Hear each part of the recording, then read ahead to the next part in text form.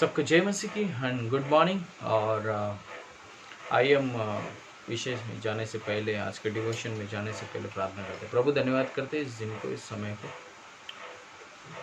आप महान और सर्वशक्तिमान परमेश्वर, आपकी कृपा दृष्टि हम पर बनी रहती है पिता परमेश्वर, और अब तक आपने हमें संभाला भी, इसके लिए धन्यवाद करते हैं प्रभु। आज हमसे बातें करो आप, और हमें सिखाओ पिता परमेश्वर, आपके बाइबल के द्वारा पिता परमेश्वर। धन्यवाद करते हैं। छोटी सी प्रार्थना प्रभु यीशु मसीह के नाम से करके सुनो और कबूल करना, आमीन। आज मैं एक कहानी से शुरुआत करूंगा, और ये ऑलमोस्ट सबको कहानी पता है। उसके पहले मैं चाहता हूँ, जैसे परमेश्वर ने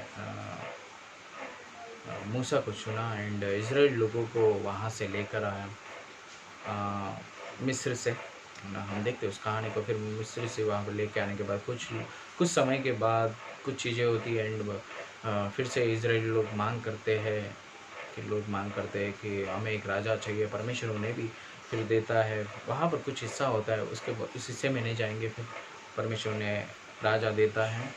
फिर राजा के बाद, मैं इस कहानी को इसलिए बता रहा हूँ कि मैं दूसरे राजा की हिस्से में जाने वाला हूँ, और दूसरे राजाओं का एक राजा की बातें करने वाला, इसलिए मैं उसके पहले से मैं बताया। तो हम जाते हैं कुछ हिस्से में कि सच में दूसरे राजा के 17 अध्याय एंड 18 अध्याय में बहुत अद्भुत तरीके से परमेश्वर 17 अध्याय में बहुत नाराज़ हो जाता है कुछ हिस्सों में, एंड 18 अध्याय में एक राजा है, उसके बारे में मैं बात करूँगा। पर उसके पहले हम बात करते हैं कि इज़राइल लोग बहुत ही चीज़ों में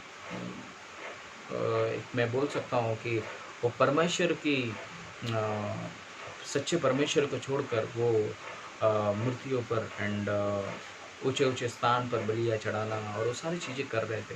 और यहाँ तक कैसे कर रहे थे कि अपने बच्चों को भी वो बलि चढ़ा रहे थे। इस हिस्से में कई बार मुझे ऐसा लग रहा था कि एक सच्चाई को जानते थे वो, एंड फिर भी वो उस पर नहीं चल रहे थे। और उस हिस्से में हम देखते हैं बहुत परमेश्वर नाराज़ होता है उन्हें, और 17वें अध्याय में उन्हें बोलता है कि मैंने इन्हें छोड़ दिया। और 18वें अध्याय की 11वीं पंक्ति में क्या बोलता है, तब अशूर के राजा इज़राइल को बंदी बनाकर अशूर में ले गया। वाह!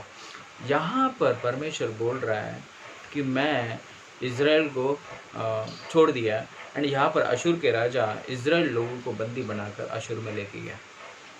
तो यहाँ तक सच में परमेश्वर एक बहुत ही नाराज़ था इन लोगों पर, और वहाँ पर उस हिस्से की। पर इस हिस्से में मैं एक कहानी एक राजा के बारे में बताऊंगा। दो अद्भुत तरीके से वो राजा है, एंड सच में इस राजा मुझे बहुत पसंद आया। एंड इस कहानी को शॉर्ट में बताऊंगा। एंड हिजकिय्याह उसका नाम, राजा का नाम है हिजकिय्याह। बहुत अद्भुत तरीके से हिजकिय्याह जब राजा बना, इस 25 साल का था।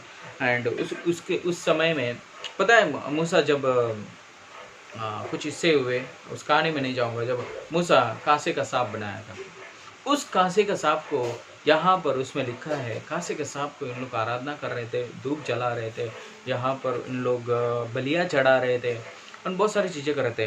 वो हिजकिय्याह राजा ने उसको नष्ट कर दिया। एंड जो ऊंचे स्थान थे, है ना, ऊंचे स्थान जो कोई राजा ने नहीं गिराया था, वो हिजकिय्याह राजा ने गिराया, और ऊंचे स्थान को गिराया। वो कांसे का सांप जो उन्होंने उसकी आराधना करना शुरू की थी जब मूसा ने उस समय में बनाया था, तो उसको गिराकर उसको नष्ट कर दिया। बहुत सारी चीज़ें उसने की। पर अद्भुत तरीके से एक वहाँ पर लिखता है, वह 18 अध्याय की 5वीं पंक्ति में जाते हैं, वह इज़राइल के परमेश्वर यहोवा पर भरोसा रखता था। हिजकिय्याह के राजा की मैं बता रहा हूँ। और उसके बाद यहूदा के सब राजाओं में से कोई उसके बराबरी ना हुआ, और ना उसके पहले भी ऐसा कोई हुआ था।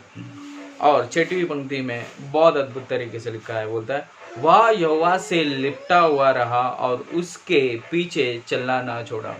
वह यहोवा से लिपटा रहा और उसके पीछे चलना ना छोड़ा, और जो आज्ञा यहोवा ने मूसा को दी थी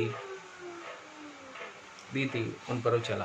राइट, जो आज्ञा मूसा को दी थी, यहोवा ने मूसा को दी थी, उस पर चला। और उसके बाद हम देखते उस पंक्तियों को पढ़ते हैं तो परमेश्वर भी उसके साथ साथ चला एंड साथ साथ रहा, और उसके जो भी चीज़ें नीड थी और वो पूरा किया। तो एक किस्सा मुझे ये समझ में नहीं आया कि जब परमेश्वर ने इनको आज्ञा दी इज़राइल लोगों को, एंड ये सारी चीज़ें उनको पता थी, फिर भी वो चीज़ें वो कर रहे थे। राइट, पर एक राजा सच में इस कहानी में मैं कुछ हिस्से में कहानी में जा रहा हूँ एक्चुअली, और एक कहानी मुझे बहुत अच्छी लगी, और हिजकिय्याह राजा बहुत एक अद्भुत तरीके से लीड कर रहा है और वहाँ पर कर रहा है। पता है, इजरायली लोग ऑलमोस्ट इसके अशूर के अंडर में आ चुके हैं, और अशूर राजा वो सब लोगों को लड़ाई कर कर अपनी ओर ले रहा था, पर हिजकिय्याह राजा एंड तक लड़ा, आखिर तक लड़ा। वो बोल रहा था कि मेरा परमेश्वर जिंदा परमेश्वर है, मेरा परमेश्वर उनके कान है और वो सुनता है हमारे दुआ को। हिजकिय्याह राजा घुटनों में जाता है और लेट जाता है और वो प्रार्थना करता है। एंड में हम देखते हैं, उस कहानी को पढ़ना, परमेश्वर ने उन्हें बचाया। यहूदा के गोत्र का राजा हिजकिय्याह ने बहुत अद्भुत तरीके से ले लिया।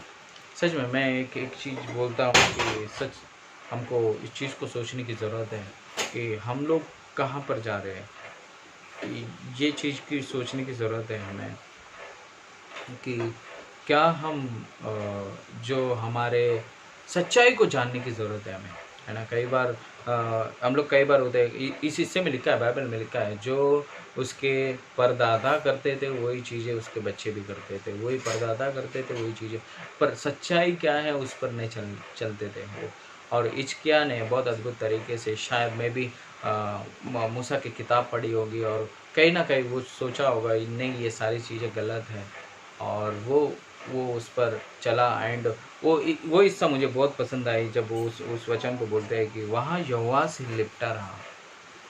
यस, वो यहोवा से लिपटा रहा। हमें भी उस तरह लिपटना चाहिए जो परमेश्वर ने सच में हमें इतना प्रेम करता है। पता कितनी गलतियाँ की है इजरायली लोगों ने, उस हिस्से में पढ़ोगे तो कई बार ऐसा लगता है परमेश्वर बहुत अनुग्रहकारी है, पर नहीं, उस समय भी उन लोगों ने कई बार बोलता भी है, परमेश्वर बोलता है कि मैंने भविष्यवक्तों को आपके पास भेजा कुछ करेक्ट करने के लिए, मैंने भी कुछ चीज़ें की, पर आप लोग वही चीज़ें बार बार कर रहे हो। कई बार हमारे जीवन में भी कई बार हमें परमेश्वर कुछ चीज़ें सिखाता है।